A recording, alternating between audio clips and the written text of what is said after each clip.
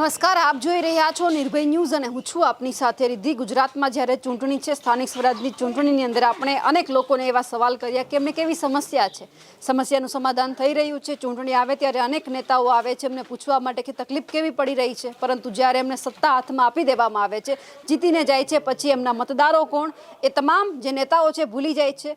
આજે મોરબીની અંદર વોર્ડ નંબર 7ની અંદર અમે આવ્યા છીએ ખત્રીવાડમાં। ત્યાંના રહીશોની પાસેથી એ સમજવું છે કે એમને કેવી સમસ્યા પડે છે। નેતાએ કોઈ દી આ 5 દિવસ જે 5 વર્ષ થયા એમાં કોઈ દેખાડો દીધો છે? એમના ધારાસભ્ય કોઈ દિવસ મુલાકાત કરવા માટે આવે છે ખરા? આ વિસ્તારની અંદર મુખ્ય સમસ્યા શું છે? તમે અહીંયા જ રહો છો ને? કચરાવાળા ગાડી ટાઈમે આવતા નથી। 3 વાગે આવે, 4 વાગે આવે, 5 વાગે આવે। પાણી આવે છે? પાણી આવે છે। સમસ્યા ઘણી હશે, અનેકવાર રજૂઆત થઈ છે, કોઈ ધ્યાન આપ્યું છે? ના, કોઈ ધ્યાન નથી દેતું અને ચોખ્ખાઈ કોઈ વસ્તુમાં કોઈ કરતું નથી। અને અહીંયા છે ને કચરાની ગાડી નિયમિત આવતી નથી અને અમને તકલીફ એ પડે છે કે ચોખ્ખાઈ કોઈ વસ્તુની થતી નથી અને સફાઈ તો કોઈ વસ્તુની આમાં આવતી નથી। ગલીએ કચરો, અમુક જગ્યાએ કચરો પડ્યો જ હોય છે ને ગંદકી એટલી હોય છે, એટલે મચ્છરા એટલા થાય છે। અમે લોકો નાના છોકરાવાળા છે, અમને બધાને તકલીફ પડે છે। તો તમે લોકો તમે જો આવીને તમે એકવાર તમે સમજીને તમે અમારી સાથે જુઓ તો ખરા અમારી પરિસ્થિતિ કેવી છે અને અમે કેને સામે સામનો કરીએ છીએ, એ તો વસ્તુ તમે લોકો ધ્યાન રાખો। તમે તમારા જે અહીંયા પેલા સભ્ય હતા નગરપાલિકાના, એમને કોઈને જોયા છે ક્યારેય કામ કરવા માટે આવ્યા હોય? ના, એ લોકો કોઈ આવતું નથી। જે ચૂંટણીનું ટાણું આવશે તે એ લોકો બધા આવશે, પણ ટાણું બધું પતી જશે ને એના મતનું બધું થઈ જાય, કોઈ વસ્તુ અહીંયા કોઈ સમસ્યા કરવા આવતું નથી અને ચોખ્ખાઈ કોઈ વસ્તુની છે જ નહીં। આ લતામાં તમે જોજો ઠેર ઠેર ગંદકી છે, સમજ્યા? અને કચરાની ગાડી માટે થઈને અમને વારંવાર આ બધી પરેશાની છે, સમજ્યા? જો તમે સમજો તો તમે એકવાર આવીને જોઈ જાઓ અમારું। પાણી આવે છે? ના, પાણી આવે છે, પાણીની કોઈ સમસ્યા એવી તકલીફ નથી, સમજ્યા? પણ આ બધી સફાઈને જરાક ચોખ્ખું રાખો તો અમારા છોકરાઓને અમને તકલીફ ન પડે, સમજ્યા? માંદગી ન આવે એ માટે કહી છીએ। આ વખતે મોરબી મહાનગરપાલિકામાં ભળી ગયું છે, ચૂંટણી છે, બરાબર? હજુ તમે સરકાર છે, તમારા જે નેતાઓ છે એમની પાસે આશા કેવી રાખો કે મોરબીની આટલી સુવિધા મળવી જોઈએ? પહેલાં તો જાણીએ કે રોડ રસ્તા કોઈ છે નહીં બરોબર, બધી જગ્યાએ ખાડા નકરા છે। દરબારગઢથી તમે નગર દરવાજા લગી જાઓ, તમે જુઓ, તમને ખબર પડે કે કેટલા ખાડા છે। આ નગરપાલિકાવાળાને આ ધ્યાનમાં નથી આવતું કોઈ વસ્તુ, કે નથી આ કોઈ ચૂંટાય એને કે કોઈને ધ્યાનમાં નથી આવતું, બરાબર? તે ઉપરાંત બીજું કે નહીં, ભૂગર્ભ ગટરમાં જ્યાં ત્યાં પાણી છલકાયેલું હોય છે, રસ્તા વચારે જેમાં પાણી હોય છે। આ નગરપાલિકામાંથી મહાનગરપાલિકા મળી એનું અમને આ બેનિફિટ શું રહ્યો? કોઈ પણ જાતનો બેનિફિટ નથી। ટેક્સ તમે વધાર્યો, બધું વધાર્યું, અમને કાંઈ બેનિફિટ તો આનો કાંઈ રહ્યો જ નથી। તો આનું અમારે કરવાનું શું? કોઈ પણ પક્ષના ઉમેદવાર પ્રચારમાં આવે છે? કોઈ નથી આવતું, બસ અહીંયા ચૂંટણી આવે ત્યારે એ વર્ષમાં આવે છે, બાકી કોઈ પણ જાતનું કોઈ આવતું નથી। હવે ચૂંટણી આવશે એટલે હવે કહેવા આવશે કે હવે અમને મત દેવા આવજો। અત્યારે લગી તમે ક્યાં ગયા હતા? 5-5 વર્ષથી આ તમે જાઓ છો ક્યાં? અને હવે તમે મતનું જાણવું થાય છે ત્યારે તમે એમ કહો છો કે હવે આવો, તો એ કામનું શું? ધારાસભ્ય કોઈ દી આવે છે? ધારાસભ્ય નથી દેખાણા કોઈ દી। આજ કાંતિભાઈ અમૃતિયા કયો, ગમે તે કયો કે જેટલા હોય એટલા, એક કઈ આ બાજુ નથી દેખાણા। ટાણું આવે એટલે બધે આવે છે, પણ બાકી રોડ રસ્તા કોઈ વસ્તુ કાંઈ ઠેકાણા વગરની જ છે। કોઈ વસ્તુમાં કાંઈ ક્યાંય થયું મોરબીનો સુધારો જ નથી થયો। જે આ વસ્તુ છે આવી જોઈએ ને એ પ્રમાણનું કાંઈ થયું જ નથી। એટલે આના હિસાબે કાંઈક થોડું ઘણું કરો। જનતાનું એક જ કહેવું છે કે તમે સારું કરો તો કામનું। બાકી નરેન્દ્ર મોદી સાહેબ એમ કહે છે કે એક વખત હું અહીંયા ઓલું ચીનઈનું ઓલું ગામનું નામ યાદ નથી આવ્યું, એ હું બનાવીશ, પણ એ માયલું કાંઈ થયું નથી। પેરિસ જેવા રોડ રસ્તા તો વિસાવદરમાં વાત નથી, શું લાગે છે આ વખતે? લાગે છે કે ક્યાંક પરિવર્તન જોઈએ છે? કાંઈ દેખાતું જ નથી આમાં કાંઈ। હવે ચૂંટણી આવે ત્યારે હાથ પગે લાગીને મત આપો, પછી કોઈ મત દેવા આવતું નથી, કોઈ જોવા આવતું નથી। આમાં શું કરવું અમારે? રસ્તા તમે જુઓ, હોની બજારથી તમે જાઓ નગર લગીને તો આટલા ઠેકડા મારે એટલા મોટરસાઇકલ ઉડરે છે, કોઈ જવાબ દેવા આવતું નથી। બીજા રસ્તા બધા બનાવે છે, આ બાજુ કેમ નથી બનાવતા રસ્તા? મેઇન બજાર છે, 50,000 માણસો અહીંયાથી ચાલે છે, એને બનાવવું જોઈએ ને યાર રસ્તા પહેલાં। રેડું કોઈ બનાવતા જ નથી. નગરસેવકો આવ્યા ક્યારે? કોઈ નથી અહીંયા આવતું. હવે અમારે તો નિર્ણય લઈ લેવો છે કે અમારે બોટ મારી દેવું છે, કાંઈ કોઈ મત માગવા આવું જ નહીં.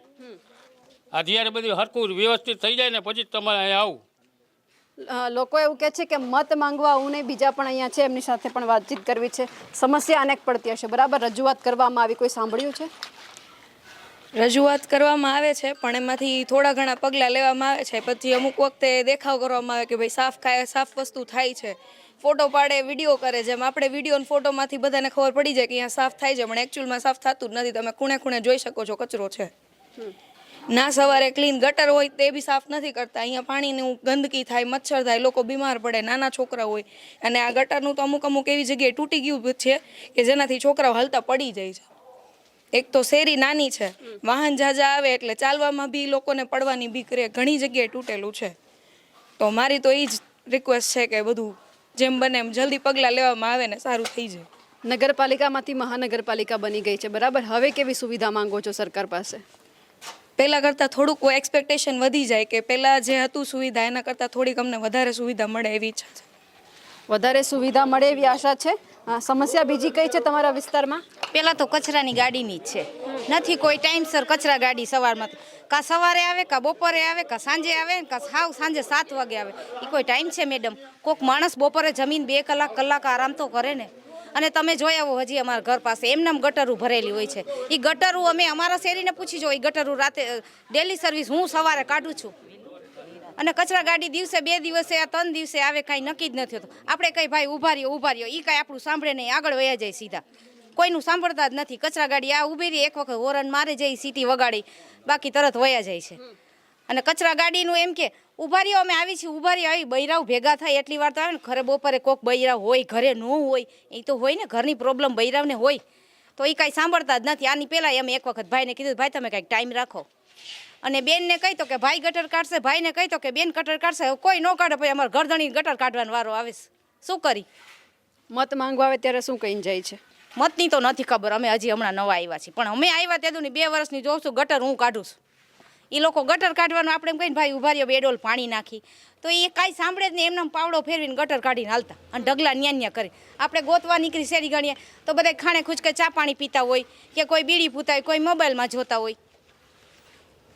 એટલે પછી અમારે કાંઈક હોય તો ખરા ને ઘરમાં. અમારે એની વાંહે તો કાંઈ આખો દી રહેવાનું નથી. બીજા પણ છે, એમની સાથે પણ વાતચીત કરવી છે, કારણ કે અહીંયા સમસ્યા ઘણી બધી છે. અને સમસ્યા છે, સમાધાન કેટલી વખત આવ્યું છે તમારા વિસ્તારનું? મેડમ અમારે એવું છે, છુટ્ટીઓનો બહુ ટાસ છે.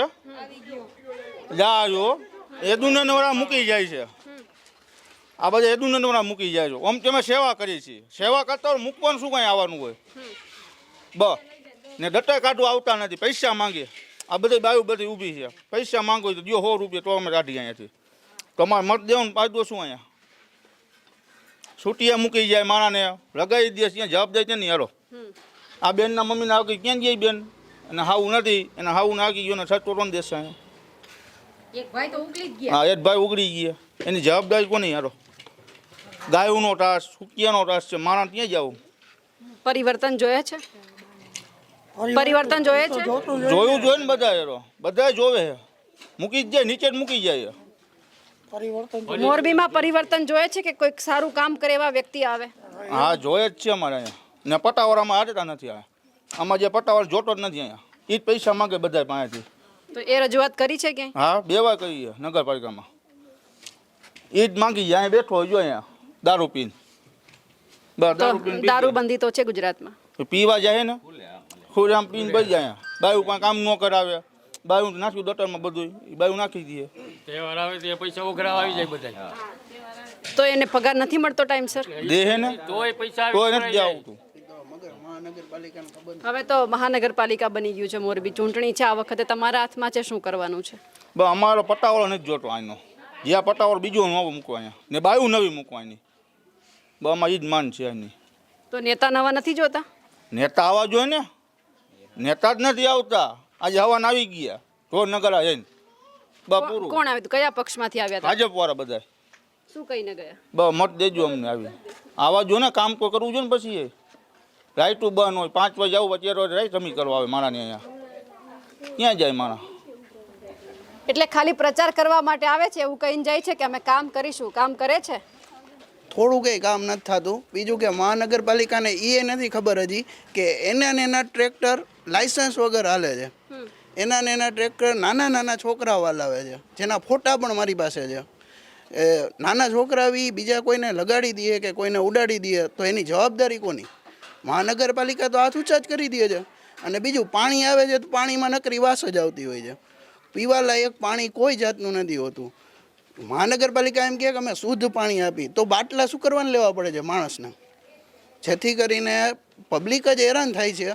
તો બાટલા જ શું કરવા? બાટલામાં કોઈ એટલું જાતનું પ્રોટીન તો રહેતું નથી. એના કારણો બધા મરી ગયા હોય છે એમાં ને એમાં જ. તો આ પીવાલાયક પાણી જ નથી તો પછી ક્લીન, હજી તો એમ કહે છે કે અમે ક્લીનની ઓલી નખાવીએ પ્યોરિફાઈની, તો એ હજી કાંઈ નખાવાની વાત જ થાય છે ખાલી. બીજું અહીંયા રોડ રસ્તા અહીંથી તમે નગર દરવાજા સુધી જાઓ, એક રસ્તામાં ખાલી 100 મીટરની અંદર 5 થી 6 ખાડા આવે, એ 100%ની વાત છે.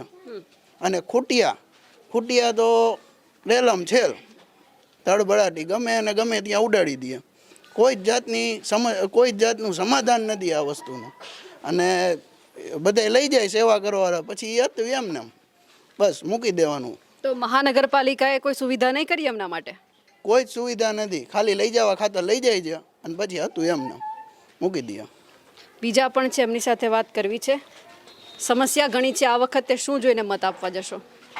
આ વખતે અત્યારે તો બધા એરિયાના લોકોએ ભેગા થઈને અમે બધાએ વિચાર્યું છે કે અત્યારે બધાએ કંઈ કીધું છે કે કોઈ પણ પક્ષે અહીંયા ઝડપથી કોઈ પણ પ્રકારનું વોટ કે એવું કોઈ માગવાનું, કારણ કે સ્થાનિક સુવિધા જે કંઈ છે એ જે પૂર્ણ અહીંયા મળી નથી.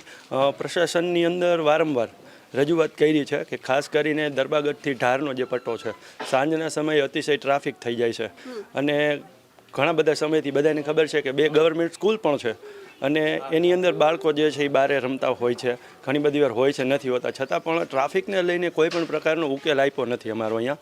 એ સિવાય જે સ્થાનિક અમે લોકો અહીંયા રહી છીએ તો અમારા બધાના બાળકો પણ અહીંયા રમતા હોય છે, પણ છતાં પણ સાંજના સમયે અતિશય ટ્રાફિક થઈ જાય છે. પ્રશાસનને ઘણીવાર રજૂઆત કરી છે કે અહીંયા જીઆરડી અથવા પોલીસની કોઈ પણ પ્રકારની સુવિધા રહે, જેથી કરીને ટ્રાફિક જે છે એ પૂરેપૂરો ક્લીન રહે. પરંતુ સાંજના સમયે હજી સુધી પ્રશાસને કોઈ પણ પ્રકારના આની અંદર પગલાં લીધા નથી અને અમારી રજૂઆત જે છે એને સ્વીકારી નથી. એ સિવાય ગાડીઓ જે છે, ખાસ કરીને તહેવારને એવું બધું હોય છે ત્યારે અતિશય ટ્રાફિક થઈ જાય છે. ત્યારે લતાના લોકો જે છે અમારે હાથે ટ્રાફિક ક્લીન કરાવવા પડે છે. અને એ સિવાય કે ઘણો બધો સમય થઈ ગયો, એક અણબનાવ પણ બનેલો છે. નાનું એવું બાળક જે છે એનું એક્સિડન્ટ થયેલું હતું, ત્યારે એ સમયની અંદર દરબાગઢ પાસે ચકરી બનાવી હતી કે મોટા વાહનો અંદર ન આવી શકે. પછી ત્યારબાદ ટ્રાફિકને ધ્યાનમાં રાખીને આ રોડ વળી પાછું ચાલુ કરવામાં આવેલો છે. છતાં પણ જો સાંજના સમયે આપણે જોવી તો રેગ્યુલરી ટ્રાફિક જે છે એ અતિશય વધી જાય છે અને આવવા જવામાં ખૂબ મુશ્કેલી થાય છે. ખાસ કરીને અત્યારે એવું થાય છે કે જો શહેરીની અંદર એરિયાની અંદર કોઈ પણ વ્યક્તિ બીમાર પડ્યો તો 108 કદાચ જો સાંજના સમય અંદર લાવી હોય ને તો ખૂબ મુશ્કેલ પડી જાય છે. અને એની સાથે સાથે એવું થાય છે ઘણી બધી વાર બાળકો જે છે એ રમતા હોય તો એમને એરિયાની અંદર સાવ લઈ લેવા પડે છે, એટલી બધી બીક લાગે છે. આ ટ્રાફિક સમસ્યા જે છે એ દરબાગઢથી લઈને પાછળ ઠેઠ હોરાવાડ સુધી જાય છે. પાછળનો જે પુલ છે એનું, અને 2 થી 3 વાર એરિયાની અંદરથી પ્રશાસનને એવી અમે રજૂઆત કરી છે કે આ ટ્રાફિક જે છે એ થોડો ઓછો થાય અથવા તો એ ક્લીન રહીએ અથવા તો એની વ્યવસ્થા કંઈક જળવાઈ રહીએ, એના માટે થઈને કંઈક કડક પગલાં ઉપાડવામાં આવે. પરંતુ એવું કંઈ થતું નથી. અને હજી પણ સાંજના સમયે અને વહેલી સવારે ટ્રાફિક જે છે એ અતિશય થઈ જાય છે. સવારના સમયે એરિયામાંથી જે લોકો બાઇક લઈને કે 4-વ્હીલર લઈને જે નીકળતા હોય એમને સવારે ટ્રાફિકનો અતિશય સામનો કરવો પડે છે. અને ઘણી બધી વાર એવું પણ થાય છે કે ટ્રાફિક અતિશય જામ થઈ જાય એટલે એરિયાના લોકો જે છે અહીંયા જઈને ટ્રાફિક ક્લીન કરાવી અને ત્યારે માંડ નીકળી શકે છે.